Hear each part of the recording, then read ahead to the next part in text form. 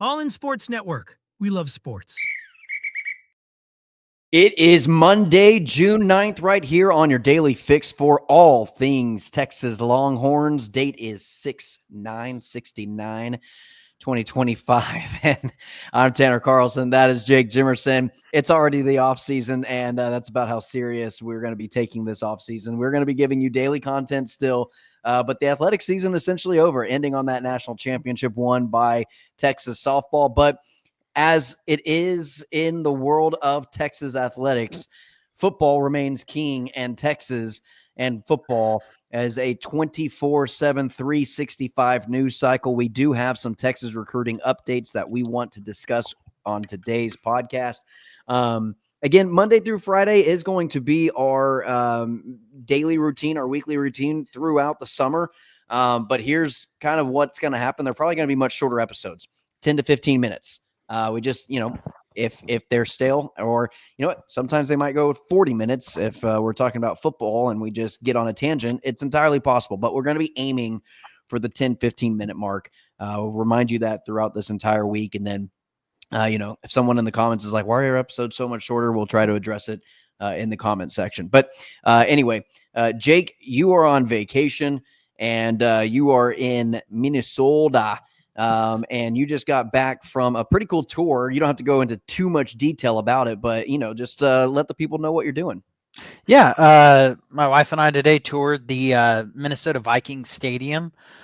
Incredible stadium. Have to get there for a game. It is one of the coolest, if not the coolest, NFL stadiums I've been at. Lambeau's still number one, probably, that I've been in, especially for a game. Now, But that was post renovations, right, Jake? Lambeau, Yeah.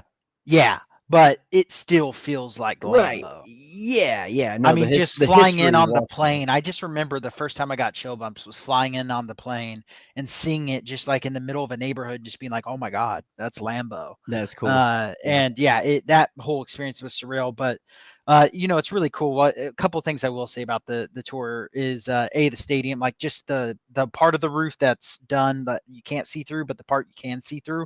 Really cool. The reason they didn't do the whole roof that you can see through is because it's made out of such a thin plastic that was used in the Olympics that it would have caused the acoustics to have been terrible, and they wouldn't have been able to have concerts in it. And so they can't have like Metallica played there a couple of weeks ago. Really mad I didn't plan the trip for that. Right. And then another thing was, it's right on top of that's where the Metrodome was. They just tore the Metrodome down and built right on top of it. Metrodome is also where the Twins played for a time period, so they have a little home plate symbol in the stadium, and that's where home plate was whenever the Twins played there. We're actually going to go to a Twins game later this week, just for fun. Yeah. And so, but yeah, really cool. As always, the tour guides for NFL stadiums are a lot of fun. He was a funny guy, but the only bummer was the field was covered because there's going to be a concert there next weekend. So you could see the turf that was under there, but we couldn't see the field. But the stadium itself, locker room, all that stuff, the suites and everything, unbelievable. Really cool experience. Yeah, my phone started blowing up around the time. Sorry about that, but I wanted to send you. No. I was perfectly fine with that. I was just like, what is going on? Is he like trying to record these episodes? And we're just like, I'm just not paying attention whatsoever. And then I open it up and there's like 18 pictures of it. And he goes by the big horn. And I'm like, Jake, did you blow the horn? There's a button. So it used to be a horn. One more fun story from it. It used to be a horn, like a real horn that was handcrafted and everything that you could blow. But during a game where they were playing outside or something like that, and it had gotten like minus 20 degrees out, and they had lost the game. Fans were leaving. Yes, it was the Seahawks playoff game. Actually, it really was. Yeah. And so as fans were leaving, it got bumped or something, and it was so cold that it didn't even like fall. It just got like touched. It shattered into like 10 pieces. No. So the one now, you don't blow into it, which probably I wouldn't want to blow, and you would really need to sanitize that thing. But now it's like a button you press on there, and but it looks really cool. Yeah. And it's cool because they made it.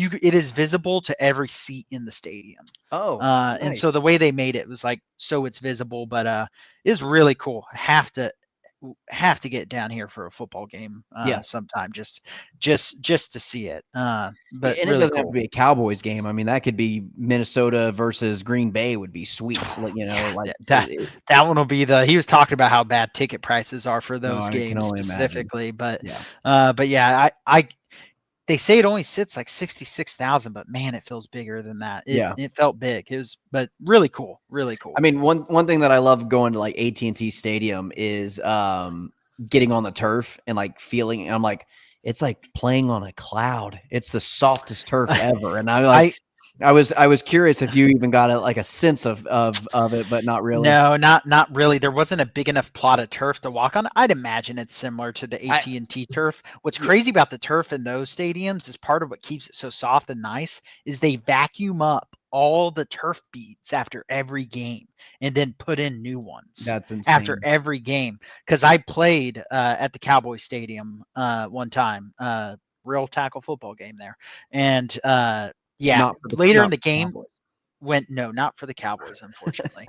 Did not make the NFL. I probably wouldn't be doing this podcast. But yeah, I hit the ground in like late in the fourth quarter, and I just remember being like, I could fall asleep here. At that point, you're tired, and Yeah. you lay on that soft turf. It's almost cushiony, and you're like, Yeah. damn, Yeah. I could sleep here. All right, Jake, quick recruiting update. Thanks for your vacation update. We appreciate it. All right, we have some recruiting news for you today. 4-star defensive tackle Dylan BERYMON. He committed to Texas Saturday from Monroe, Louisiana, continuing to build that defensive line, man. That staff there on that position specifically, extremely busy this offseason, not including all the transfers that you got going on, but you've already got a big-time 4-star recruit out of Louisiana who was the defensive lineman coach that went to LSU for a period. Oh, yeah, but no, it was great that we kind of got a little bit in their stomping grounds a little bit and got a big get. Texas making a pipeline in Louisiana and Georgia. Texas, I mean, Kenny Baker has kind of established a little bit of a Georgia pipeline, Yeah. but they've been obviously hitting Louisiana as well. It's where Arch Manning is come from, if I remember correctly, Yep. and so making a little headway there, and it.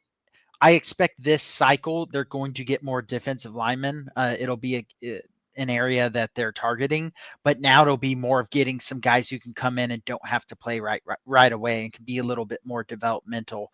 Whereas last cycle, I think they were really targeting guys that at least had a chance to play right away because there is, even with the transfers coming in, there is a need at that position. And we're talking, just so everyone's clear, we're talking about the 2026 class. So these are incoming seniors who still have a year of high school left to play that will get onto campus. I'm assuming it's very common now to get in as soon as football season's over and then get in on that spring semester. But we'll talk more about it, and we'll obviously, once recruiting continues to happen, if there's any news over the summer, we'll keep you updated. But 3-star wide receiver Cohen Brown was originally committed to USC and is now flipped to Texas, committing to the Longhorns and the 40 acres, calling it home. He's from Waxahachie, Texas. So I'm assuming this was a geological decision with family and things like that, easier to travel to games and whatnot. Yeah, going from Texas to California it's normally the inverse, both in life and in recruiting. You typically go from California to Texas. So yeah, that was kind of a weird. And USC is, to sidetrack for half a second. USC, if you see them get all these big commits super early in a cycle, you can just expect half of them to be gone, if not more. And that's There, just kind of, to be fair, that is kind of recruiting nowadays. But you'll always see USC a year ahead of time before the recruiting gets serious. They'll be the number one class in the country. You're like, how do they have such a big class already? And then all the guys start leaving. It's why, I mean, even with these commits, it's exciting. Texas getting some commits. I don't put too much weight in it. It's no, just you're way too far away. These guys are still actively being recruited. The commitment means something, but it doesn't mean everything for sure. not at this time. The No. commitment means something much later into the season. You're talking about the October, November timeframe. Yeah, commits are starting to be hold a little bit more weight. Still not that they mean a whole lot, especially when Steve Sarkisian comes knocking at their door. Anybody can flip at any given time. Well, And can we talk a little bit about Lincoln Riley, Jake? I know this isn't a Lincoln Riley podcast, but was kind of the hottest name, was getting looks at being the Dallas Cowboy head coach after Jason Garrett got canned and went with Mike McCarthy instead. Then leaves Oklahoma, goes to USC, supposed to build something big at USC. They've got one good season, I think a 10-win season under their belt, was ranked really high going into last year, and now they're almost kind of rebuilding. I mean, and he's in what, year 3, year 4? You talk about blue because you think about Texas, to kind of circle this back to Texas. Everyone knew Texas was going to get back to being a competent football program, a competing football program at the least, at some point. There was really no doubt about that with anyone that has any type of football mind. All knew that eventually Texas will get the right coach. I don't know if USC is ever going to be back. I, I Really? I don't know if there's the pull there anymore. Football's not that big there. I mean, you look at the NFL games that are played there in LA, it's always just a road game. I mean, the Rams and the Chargers just play 17 road games during the Hey, regular season. does NIL and state income tax have something to do with it? If these players are talking to financial advisors, absolutely. If they are thinking about that, absolutely. The amount that and just thinking about like where you're gonna, like, if you're making that type of money, I assume you don't want to live on campus, at least not after your first year, because a lot of athletic programs have a dorm for that first year that are nicer dorms. Yeah. But if you're making $1 million a year at USC, which is a lot in the NIL world still, I mean, $1 million. I mean, that's not many players are making that. You're a 5-star recruit at that point. You're living in a studio apartment, Yeah. probably. I mean, especially after taxes and everything. Yeah, I mean, that is something that absolutely I would think would play into it, because it's just a fact. I mean, your take home pay going to quite literally pretty much any other state Then other you than can you maybe in can New York. But I mean, Syracuse would be the only notable university in New York and I as don't know far as the for economics. football goes. I don't know the economics around the entire country, but a 5-star recruit living in LA, and then the life compared to Columbus, Ohio, Tuscaloosa, Alabama, Athens, Georgia, Eugene, Oregon. You tell me what a better living situation, what $1 million buys you at those programs than it would at USC or UCLA. I mean, you have football players at Texas buying houses, which is extremely smart to do with your NIL money, by the way, just because that is the best asset you can buy that you're going to be getting debt from typically. And so, and that's something I could do a whole podcast episode on, is the finances of it, just because that interests me with my line of work. And so, yeah, I mean, that does play. I mean, if it plays into pro players' minds that are making 20, 30 plus millions of Hey, dollars, newsflash: these are pro players. yeah, but they're not making near what an They're not. NFL, an NBA, even NHL player makes for the most part. That some of the top are not NFL money, but No, no, making no, no, no, no. Yeah. maybe 2 or 3 million. I mean, Arch is probably gonna make like 6, but that's from a lot of outside NIL deals. And he's the Manning name. That's a complete outlier. So if you're making, I mean, 2 million sounds like a lot of money. Uh, it'll go quick when you're paying over 50% of it to taxes. Yeah. Uh, It's and and that's just talking about income taxes. That's not even talking about just going somewhere and buying stuff at a right. store or wherever. Those taxes are all higher too.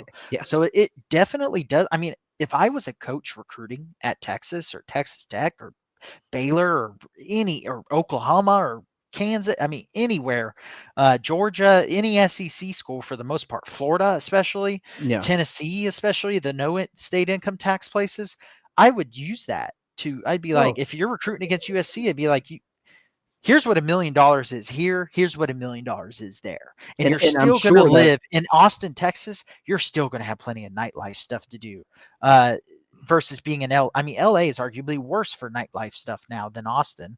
In And current maybe we saw that in softball with Kennedy and her going from Stanford in California, and what $1 million can get you in California compared to what it can get you in Lubbock, Texas.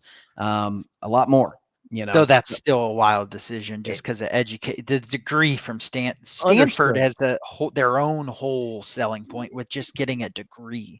Understood. Yeah, no, I completely But understand. USC doesn't have that argument. So I think USC is struggling because of that. I mean, you look at their games, the attendance has gotten better under Lincoln Riley, but you still have games that are not very impressive attendance wise. And I think the move to the Big Ten from a lot of these Pac-12 schools was really stupid. I think Oregon's the only one who's going to be able to survive it recruiting wise, because Oregon has Phil Nike money. And Oregon's beautiful. But UCLA, USC, every single road trip is I mean, if you play at Rutgers, you're traveling across the country. That's not appealing to it's the not. college student, because that's not a trip where you're going and you're on vacation. No, No, no. you're going there, you're playing a game, then you're traveling back, then you're back in school. I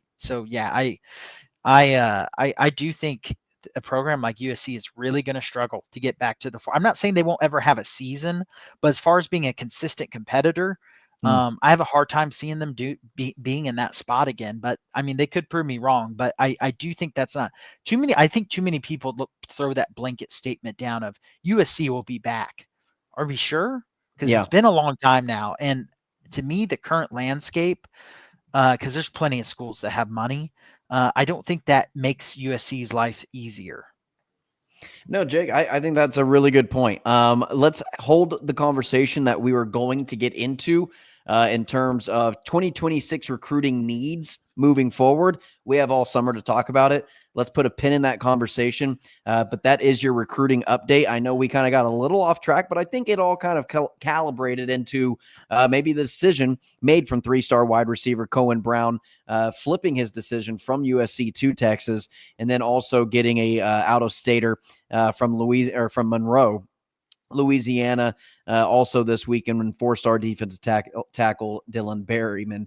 And so, Jake, we will continue this conversation with that. Those are some guys. I've heard some things that this 3-star could possibly turn into a 4-star at wide receiver. He has a lot of tendencies kind of similar. This is just Twitter heads talking, but he's been under recruited and kind of has a Matthew Golden type aspect to his game. Again, I haven't seen tape. I can't vouch for that myself. I'm just going based on what I've read from Texas Twitter. But exciting nonetheless to maybe keep an eye on him throughout this next high school season to kind of what he does. I trust this Texas staff's evaluation. Players they recruit go up in recruiting after they start recruiting them.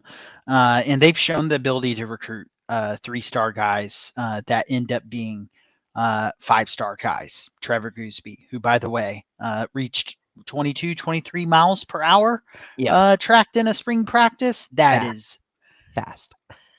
We might not see a drop off at left tackle. And I'm saying that after drooling over Kelvin Banks for 3 years. So.